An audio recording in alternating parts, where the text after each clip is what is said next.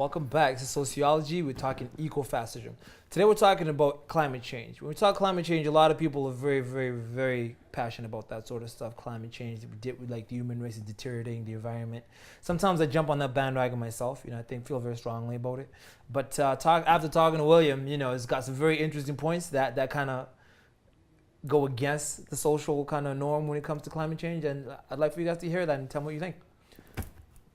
Okay, so tell us about climate change. In your opinion, is climate change a big thing, or is it part of the whole eco-fascist movement where it's just deception with a bigger goal in mind?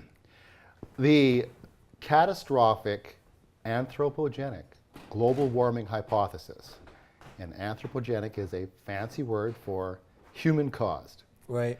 The hypothesis that human beings, through their industrial emissions, are catastrophically heating up the planet is a lie. To throw the word climate change out there like they like to do is very misleading. Planet Earth is 4.7 billion years old. It has always had an atmosphere of some sort. And it has always had a climate of some sort. Right. And that climate has always been changing. There has been no point or long period of history of this planet when the climate was not changing. So to simply throw the word out, well, do you believe they'll ask you, well, you believe in climate change, don't you? Well, yeah, I think the climate has been changing for 4.7 billion years, and I think it will continue to change. Right. And it's not a sort of moot point. In terms of the major scientific controversy is this. If you know the history of the Earth, you know there has been 4 major ice ages, which scientists prefer to call glaciations. Right. There's been 4 periods. Some of them last for hundreds of millions of years. In some of them, the glaciers cover almost the entire planet, and Earth almost turns into a snowball, and it almost wipes out life on Earth. These then melt away. The temperature changes that are going on between these glaciations and these warm periods is far greater than the temperature changes we've been witnessing over the last 100 or so years. There's enough evidence from human history going back, you can just really look at the medieval warming period and things like that, where there's obvious a fluctuation in the global average temperature on Earth that is going on naturally. It doesn't seem to have a complete pattern. There's a lot of things that are influencing it. The ellipticity of the Earth's revolution around the sun, the axis of the Earth, the heat output of the sun is not constant. It's always also varying. The sun's location within the Milky Way has an effect. There's all sorts of things that go into affecting the climate on Earth. But what is indisputable is there's been this natural variation in temperature, up and down. Sometimes we're covered with ice. Sometimes, there's fossil records in Antarctica that show that Antarctica looked like Vancouver Island, like trees, flowers, birds, for 10 million years. It doesn't look like that now. So it's a lot colder than it was then. So there's this natural variation. So if all we're looking at is the last sort of 100 or so years of Earth, and all we're really coming up with is this slight increase in temperature, well, that has something that has literally happened 10 million times before. 10 million times before the Industrial Revolution. Right. So there's no possible way that we can, with any sort of confidence, attribute this mild warming trend to anything that we have done. This is something that has happened 10 million times before, and periods when it is warmer, it is also wetter because there's more evaporation. Warm, wet periods correspond always with an explosion of life on Earth. Right. Cold, dry periods correspond to declining life on Earth. And that also applies to human agriculture. Right. It's clearly been established. I mean, the Romans had citrus plantations near the Scottish border. It was obviously warmer then than now. There's a whole history in Europe of the locations of vineyards. In Chaucer's medieval time, grape vineyards all over England. They don't have them there now. So there was what's known as the medieval warming period. Not only was it obviously warmer, the Vikings had farms and ranches on Greenland, it was a more abundant period. Warmer and wetter is a good thing, not a bad thing. A mild warming trend is almost the optimal scenario. So this isn't something we should be getting all frantic about. You can get into the real sort of debate about is there actually any warming going on at all. That's a living debate. It's not as though we had thermometers 1,000 years ago. We didn't. We developed thermometers a few centuries ago. The first actual records used with a thermometer, and they weren't standard thermometers, date to the 1600s. Right. And that was a monthly record in one location in England, which isn't of much use. No, really. Not so on you've a got global these, scale, yeah. global warming scientists who talk about, what the temperature was, 1,000 years ago, and they're using decimal points. That's a joke. We got maybe a ball, because clearly there was a medieval warm period, although they deny the existence of that now. But we can't really, with great precision, talk about temperatures in previous millennia. There's evidence of what they call the Younger Dryas phase, which was around 12,000 years ago, where they estimate the Earth's temperature increased by 7 degrees Celsius in 50 years. They find hippopotamus bones and alligator bones in the middle of the Sahara Desert. Like it was clearly a swamp, and suddenly it went from swamp to really dry area, super really hot quickly. area, Right. really quickly. There's all sorts of other petrified forests on Baffin Island. There's all sorts of evidence of rapid changes in natural climate. So against that backdrop of wide natural variation, it is simply scientifically impossible to attribute the mild warming trend that we are sort of experiencing right now to CO2 emissions. It's called the attribution problem. It has never been resolved. And this notion that somehow a warming planet is something to worry about is utter nonsense. A cooling planet is something to worry about. If it was getting colder and colder, I'd worry about that. Right. Okay. So let's talk about that a little bit, because clearly there's a lot of information behind your words. How do you get this information? Where do you get it from? There's several books that I've condensed on my website.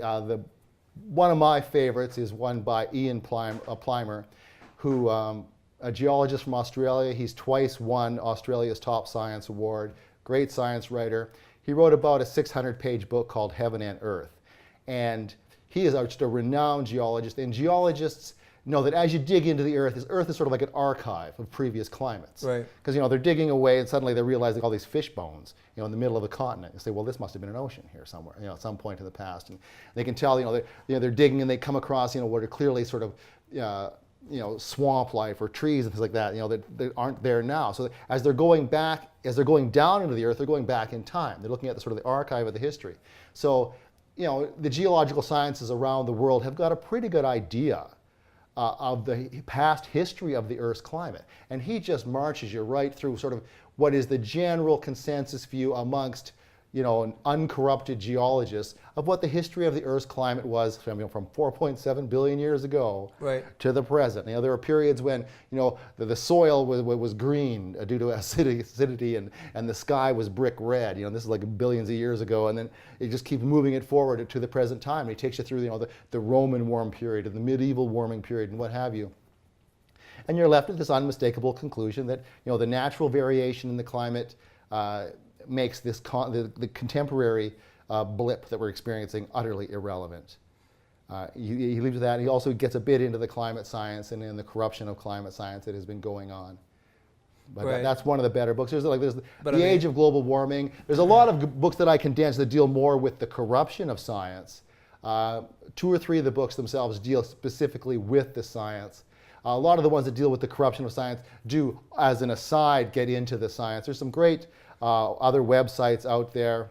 Right. Well, let's not talk about other websites. Let's talk about the science of things. Okay. Right? The science of it. What does the science of real climate change look like? Because, I've read a lot of books and watched a lot of documentaries, and the science of it, speaks to CO2 emissions being detrimental to us as a species on this planet and the Earth itself. Yeah, that, treating CO2 as a poison is such an absurdity.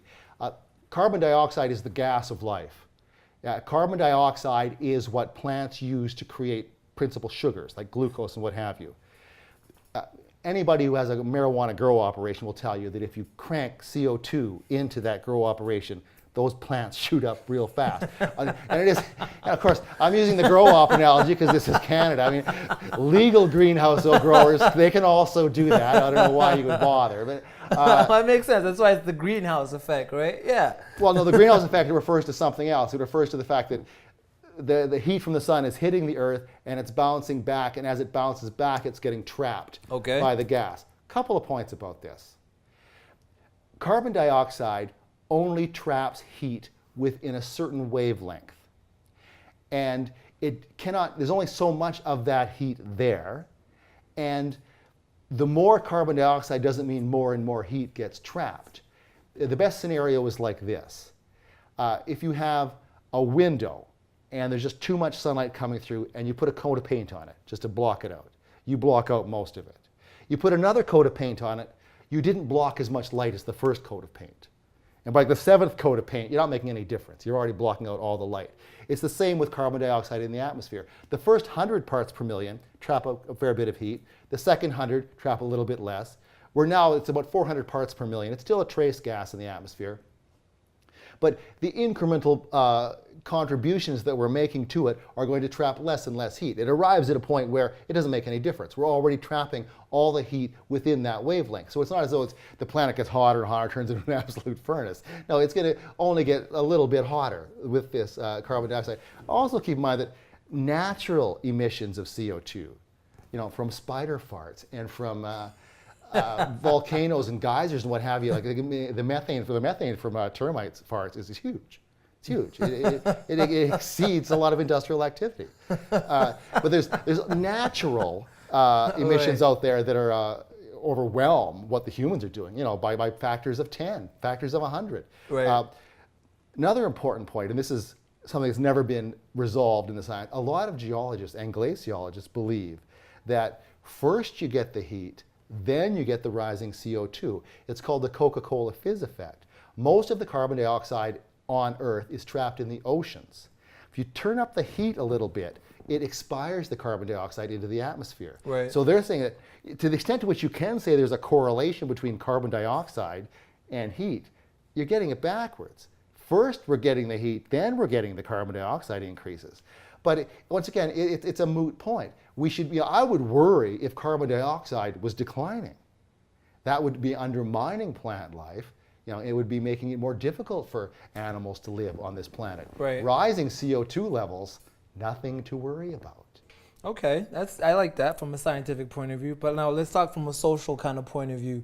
I mean, using fossil fuels has been kind of assigned as the cause of some, yes. Cancers and carcinogenics, yada yada, so on and so forth. True, false? What do you think about that? Because that's quite a serious point to kind of consider.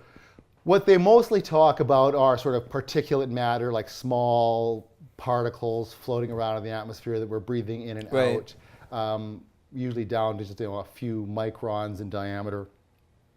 We're quite well capable of breathing these things in and out. We do it all the time. It isn't as though that sort of medieval or pre-industrial societies were free of smoke and dust and pollen and what have you. No, they've always been around. They've probably been more then than now. The idea that somehow a coal-fired power plant 40 miles away is causing death is absurd. There's a variety of ways to approach this. Basically the idea that the main fallacy is this, that what they do is they presume what would be the toxic dosage of a certain chemical, like arsenic. And they'd say, well, if a human being consumes 4 grams of this, they drop dead. If you inhale this, you die. Then they go and see how much is this generating station emitting. And then they just do this crude mathematical calculation. Well, that would be the equivalent of so many lethal dosages, and they extrapolate from that all these dead people. It's like saying having a ton of snowfall on my head from a very high height would kill me. Hence, every time it snows, like if there's 1 million tons of snow, that must kill thousands of people. I mean, the reality is these emissions are so diffuse, they're not hurting anybody. The father of all toxicology, his maxim was, it is the dose that makes the poison. All things are poisonous in high enough doses. All things are harmless in low enough doses. Don't say, oh, arsenic is poisonous. In what dose?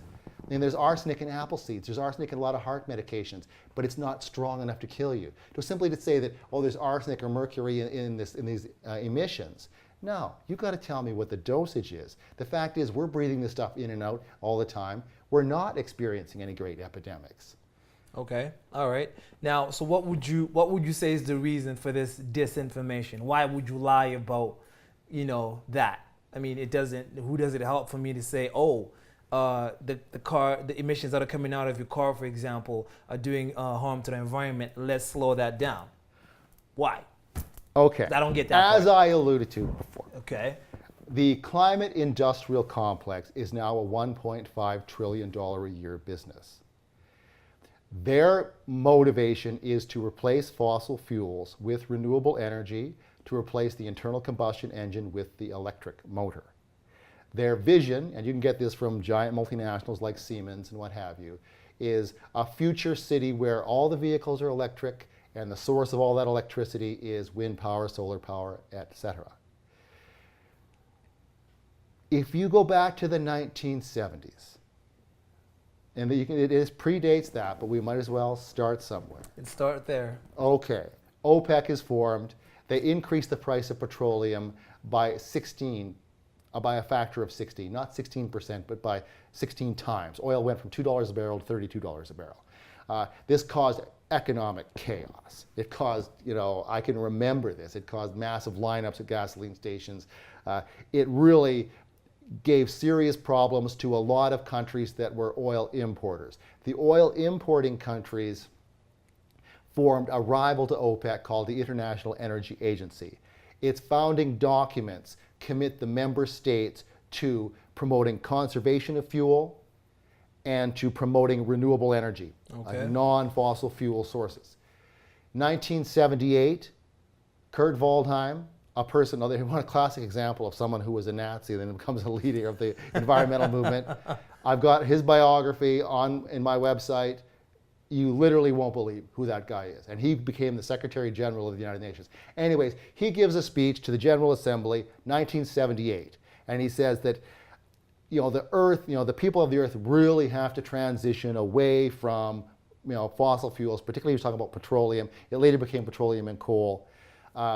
And he was going to use the United Nations, or he was recommending that the United Nations play a central role in this, and that they mobilize the environmental community, this is an actual speech that he gave, and the scientific community toward this end of replacing the use of petroleum with renewable energy. Right. Okay, this is all happening before the global warming campaign starts. The global warming campaign starts in the early 80s, and by the late 80s, it's roaring along.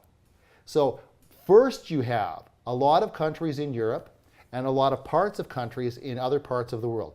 The primary suspects are Germany, Austria, Switzerland, Denmark, Sweden, those countries. No petroleum whatsoever. Most of them have no coal reserves. Germany's got a bit of coal, but it's really expensive and sort of crappy, low volatile coal. As of 2014, the European Union was importing $550 billion, US dollars, worth of fossil fuels every year. They are hemorrhaging enormous amounts of money, and it's going to their economic rivals. It's going to the Arabs, and it's going to the Russians and what have you. Europe has got a fuel problem. Europe has got a fuel crisis. The similar problem exists in North America. The Northeast doesn't have any oil. Toronto doesn't have any oil or coal, but out west we've got superabundances of this stuff. So there is a division in the world between jurisdictions which have a lot of fossil fuels and jurisdictions which have none. The jurisdictions which have no fossil fuels and which are importing billions and billions, hundreds of billions of dollars a year worth of this stuff, they want to transition. They want to emancipate themselves from dependence on fossil fuels. Right. Okay. That is their economic motive. And if you go back and look at the climate industrial complex, it is overwhelmingly centered on a lot of European companies that manufacture wind turbines. A standard wind turbine now, one of these towering, field ornaments, $3 or $4 million per turbine. That's just to get it installed. That's not the wiring that it takes to hook it up. When the global warming campaign started, there were experimental wind turbines. There were no commercial wind turbines. It was mainly in Denmark and Germany where they really got it going. And there are several companies, Siemens, Nordex, Vestas, from those countries started to manufacture them. There's now 200,000 wind turbines around the world. Germany's probably got over 20,000. The investment just in the wind turbines themselves, think in terms of several $100 billion. Right. Solar industry is even larger. Biofuels are even larger. What you'll notice about all of these alternative energies is they're all land hogs.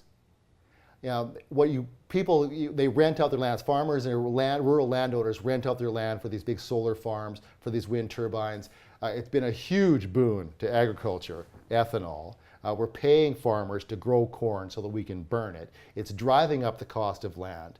But all of these, you'll note, benefit the rural landowner. Right. If you own a large rural spread near Berlin, you put up wind turbines. Some of them, they make tens of thousands of dollars a year in rent. Solar farms. There's a princess in Germany who has one solar farm. It is 240 football fields in size. And it's just outside of Munich. She sells all the electricity. What they did in 1990 in Germany, they established a law which is now almost universal across the developed world, called the feed-in tariff system. It forced the grid operators, the guys that own the electrical grid in the cities, they must purchase renewable energy in priority sequence. So if you've got a coal-fired power plant and some wind farms and solar farms, the grid operator's got to buy whatever electricity the renewable guys have got first before he buys any from the other guy. Plus, the consumer has to pay more for that renewable electricity. There's a premium on it so that it's profitable. So it's like shooting fish in a barrel. Right. You can't go wrong. And not only that, is in Germany, there's a giant state-owned bank called KfW. It's the German Bank of Reconstruction. They finance all these wind turbine and solar farms. Low interest loans, government bank. So if you're a landowner, you can get money from a government bank to build wind turbines. The grid operators got to buy your juice. Right. They got to pay you more than the market going rate for that. It's guaranteed success. That's why you see, if you start with the global warming campaign really kicks off in 1988. That's when the Intergovernmental Panel on Climate Change is formed, which is to mobilize the scientific community. They are to investigate human influence on the atmosphere. Right. They're not allowed to look at the solar influence. They're not allowed to look at any sort of earthly or terrestrial. It has to be, we're only going to study the effect that industries have. So they're very narrowed down to that. They're basically, they're commissioned to come up with evidence of human-caused global warming. At that time, this is before the feed-in tariff systems in Europe, there's almost no wind farms or solar farms. Fast forward 30 years. Right. Now you've got like there's 200,000, there's probably 100,000 just in Europe, wind farms and solar farms and all these biofuels. This huge industry was summoned into existence. Right. And now it's sort of the tail sort of wagging the dog now. These industries themselves, they also now are bankrolling the global warming. So it's got sort of a snowballing effect where it's really got momentum now. And more, money feeds back into academia. When you see a news story about, hottest temperature on record, and you read the fine print, and they think that it might be like 1/100th of a degree hotter than 1934. I mean, you'd say, well, why is that news? Like if the story was, it might be 1/100th of a degree hotter than 1934, maybe, like uncertainty factor, huge. That's not news. Like, who cares, right? But that is a commercial for the renewable energy industry. Because that entire industry, biofuels, solar power, wind power, would not exist without preferential treatment. Right. If it was left to the market, the low-cost producer, the reliable producer would be supplying the electricity. Right. It would not be these goofy wind turbines that don't work when the wind blows, that are super expensive. They're just utterly unreliable. You cannot run a modern city if you're entirely at the whims of nature. They claim that these things will put out a couple of megawatts full of power. They tend to deliver about 7 or 8% of what they claim to deliver, because they're just unreliable. And there's no way they will deliver wind sometimes when the market doesn't want it, Right. Or, when the market does want it, they're not there. It's not there. And Okay. it makes a real hardship on the rest of the power producers. Like a lot of that technology, particularly the nuclear stuff, the coal-fired stuff, they're not designed to be sort of ramped up and pulled down, ramped up and pulled down. Those machines are designed to run at a certain level of capacity, and they can tweak them a bit, and they know when the market's going to have peak demands, and they can sort of anticipate that. But if they've got to say, okay, the wind's blowing, okay, drop it down 60%, okay, the wind stopped blowing, crank it up again, that's really hard on those technologies. Right. So it's been pointed out that they end up burning a lot more fuel trying to accommodate these crappy intermittent systems. So it's a real step backwards in terms of reliability and affordability of electricity, but it's a win-win system for a lot of these European countries. The strategy was not only were they going to convert to renewable energy, right, they were going to force the whole world to convert to renewable energy, so we would all have to buy these giant turbines from Siemens Electric. We would all have to buy these solar panels. They were the early adapters. They were manufacturing these products before anybody else. So their plan was, we do that first. We pump a whole bunch of government R&D into developing these technologies. Then when we force the rest of the world to come online, they'll have to buy our stuff. Right, so it's a win-win situation. Right. And even things like biofuels, there's a lot of industrial infrastructure in terms of refining and digesters and storage and piping. There's a lot of sort of steel and concrete that goes into creating biofuels. It's got its own miniature industrial complex. Right. Electric vehicles, it's big business again. There's an organization called the World Council for Sustainable Business Development. You can go to their website. It's like the Fortune 500. It's a lot of these big companies. Toyota is big. Any company that's into hybrid motor vehicles or electric vehicles, any company that's into the whole array of manufacturing smart meters and what have you. The transition to electric vehicles. Europe is planning within 25 years. It's going to be by the year 2040, which is now 24 years. 100% electric vehicle. That is a huge transformation. Yeah, they are basically going to, goal. and right now the chargers they've got now, and sometimes it takes like 8 hours to charge up your car. I mean, this is not going to work, and those cars only go 50, 60 kilometers. This is not a market. Without the subsidies, this simply no one would be buying a vehicle that went 60 kilometers on an 8-hour charge. So what they've got to do is manufacture and install these fast chargers. Some of these chargers can now supercharge up a car in 20 minutes, but these are quite complex and actually dangerous installations.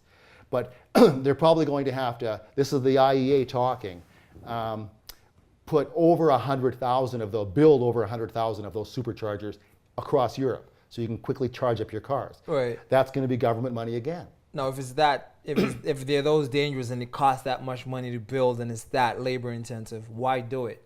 Because they don't want to import oil anymore. They want to emancipate themselves from, right now they're importing over 500 billion a year in fossil fuels. Right. So from their perspective, okay, this is going to be a huge sort of expense, but at the end of the day, we can tell the Arabs to blow off, man. We can tell the Russians they can keep their gas.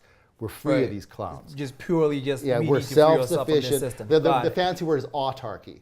It's an economic system where you don't import anything. Right. And it would ultimately pay for itself. And not only that, once they have perfected the ability to manufacture and install fast chargers, then they'll sell them all over the world. It's the same with wind turbines, what have you. They want to be at the cutting edge of that technology. But it's a political campaign. And all we get at the ground level is this global warming propaganda. Right. That unless we sort of transition to these new renewable energies and electric vehicles and what have you, we're going to fry the planet. That's awesome. So where do you get your information? Because it seems like there's a lot of information that you have that's not, that doesn't seem publicly accessible. You know what I mean? Like, where would I find a lot of what I was like quoting from there comes from the IEA, the International Energy Agency, which is Global Warming Central. Right. I definitely read their stuff. They do betray themselves. They do. Particularly if you read the history of their documents, because for the first 10 years of this campaign, they weren't even talking about global warming. They were for the first 10 years, it was just about European energy independence. That's what it was about. Right. And then they realized that, people in Texas really didn't give a rat's ass about European energy independence. Right. So we got to start talking. The whole planet's in danger, buddy. You got to understand. Everyone's involved in this. So they ramped it up. Also, keep in mind there was a global cooling campaign, in the 1970s with a very similar sort of motivation. This was in the cover of Newsweek magazine, cover of Time magazine. This idea that that time it was industrial emissions. It was the smoke and the particulate matter that we're putting into the atmosphere. We're blocking the sunlight, and we were freezing the planet because the planet was cooling in the 70s. Right. If you look at the history of the last sort of 130 or 40 years, there's a warming period from like 1880 to 1945, a cooling period from 45 to the late 70s, and then bing, warming period again.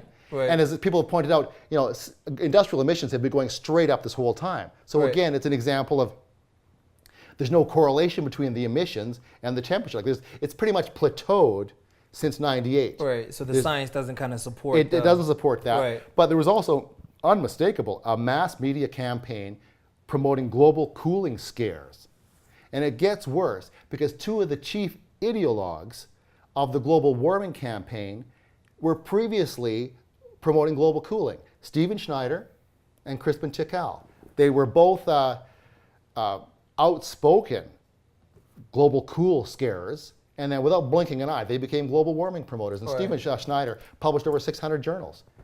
He was one of the leading global warming hypothesists, very influential man, gave a priceless speech called System Science. This is just before he died.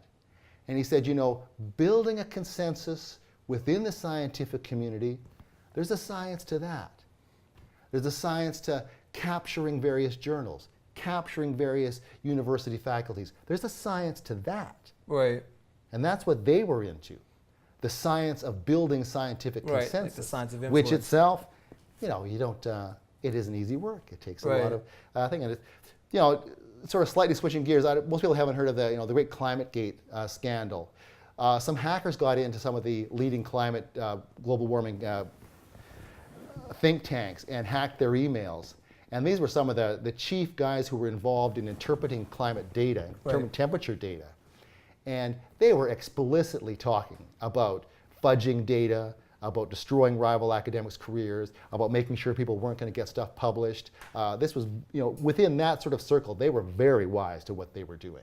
Right. Corrupting science. So there's definitely information out there about the disinformation that's happening right now. Oh, I could, on the most recent posting on my website, I make the world's largest compilation of enviroskeptic and climate skeptic websites. There are 356 listed and linked on that. It is the world's largest collection. The previous largest collection was about 100.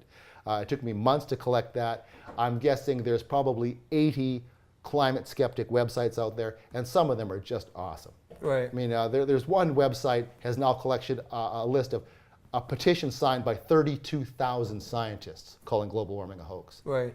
There never was a consensus established. There always was thousands of scientists, thousands of meteorologists and geologists who said, this is a hoax. Right. They just never had access to the mainstream media. That is why the internet is saving our asses. Right, definitely. Okay.